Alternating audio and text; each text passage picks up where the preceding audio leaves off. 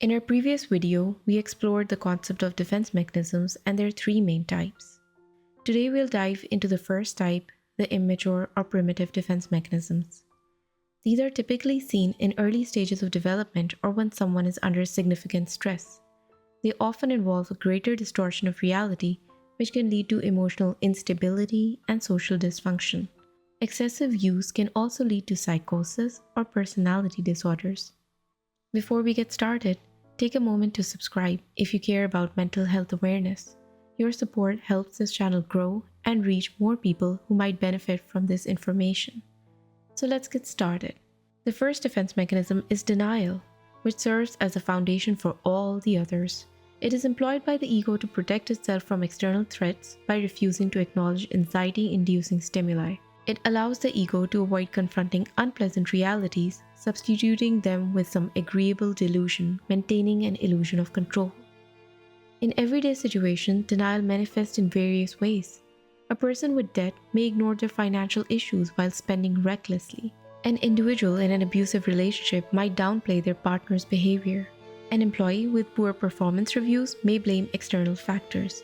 An addict will refuse to accept his addiction. In each case, denial shields individuals from uncomfortable truths and emotional distress. To evade reality further, the individual may turn to another defense of fantasy, using imagination as an escape to a more desirable version of reality that avoids or contradicts the truth they're denying. For example, a person in denial about their financial problems might fantasize about winning the lottery or becoming wealthy. Children are typically capable of distinguishing between their imaginative play and the real world, using fantasy as a temporary escape from external pressures while still acknowledging societal expectations. In adulthood, the ego's need for synthesis makes it impossible for opposites to coexist. Fantasy and reality become incompatible. It must be one or the other. The persistent reliance on fantasy can therefore lead to psychosis if it replaces critical engagement with reality. The next defense is projection. Just like a projector casting an image onto a screen, it is when individuals unconsciously attribute their own unacceptable flaws, impulses, or feelings onto others to avoid confronting their own guilt and unpleasant self-criticism. When a husband who harbors unfaithful impulses accuses his wife of infidelity, he projects his own desires onto her, protecting himself from confronting his inner conflicts. In some cases, the superego or inner moral compass, which condemns certain impulses in the self, tolerates them in others. Instead of repressing these desires, individuals project traits onto those they envy, often viewing them as better qualified. This allows them to live vicariously through others while avoiding inner conflict with their own superego. Parents may also project their unfulfilled ambitions onto their children, hoping that they'll achieve what they themselves could not. The next defense is dissociation. It occurs when a person disconnects from their thoughts, feelings, or memories, often as a coping mechanism for trauma. This can lead to dissociative amnesia, where traumatic experience or aspects of identity are blocked out, leaving childhood memories as a vague emotional blur. It may also cause depersonalization, a dreamlike state where a person feels detached from themselves or observes their body from outside. This leads to numbness and zoning out. It can also cause derealization, where the external world feels unreal or distorted. Unlike psychosis, individuals with dissociation usually remain aware that their experience is not objectively real. It can range from mild daydreaming to severe conditions such as dissociative or multiple personality disorder. The next defense is regression. Individuals cope with stressors by acting in a childish, immature, or age-inappropriate manner. That is, they regress to earlier developmental stages. For example, a young child may cope with the insecurity of a new sibling by reverting to outgrown behaviors such as thumb-sucking or clinging to a caregiver.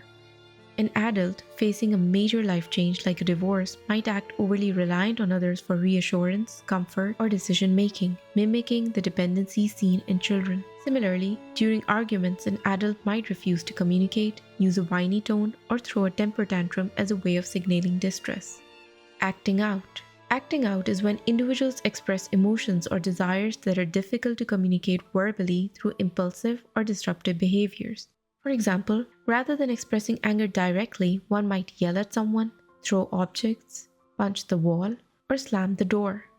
A teenager feeling neglected at home might engage in risky or reckless behavior, such as overspeeding, skipping school, substance abuse, or even self harm to gain attention or express their frustration. The next defense is idealization. It involves exaggerating the positive qualities of a person while minimizing or ignoring their flaws, creating an idealized, often unrealistic image. For instance, people may put their partner or parent on a pedestal overlooking their imperfections. It helps manage emotional discomfort but can lead to denial, self blame, distorted perceptions, dependency, and acceptance of toxic behavior.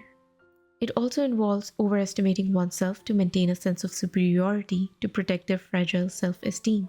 Common in individuals with narcissistic personality disorder, they may idealize themselves or others to align with their own inflated self image. When someone fails to meet their expectations or challenges their ego, narcissists quickly devalue them as flawed or worthless, leading to another defense called splitting. Splitting involves black and white thinking, where people, situation, or oneself are seen as entirely good or bad. This all or nothing mindset makes it hard to recognize nuances or gray area in personalities. Common in borderline personality disorder, splitting can cause individuals to idolize someone but deem them untrustworthy after minor conflicts, or to feel confident one day and worthless the next with no in between. So that wraps up our discussion on immature defense mechanisms. Comment below if you could recognize any in your own life. Stay tuned for the next category, the neurotic defense mechanisms. Thank you so much for watching, and if you found this helpful, don't forget to subscribe for more insights.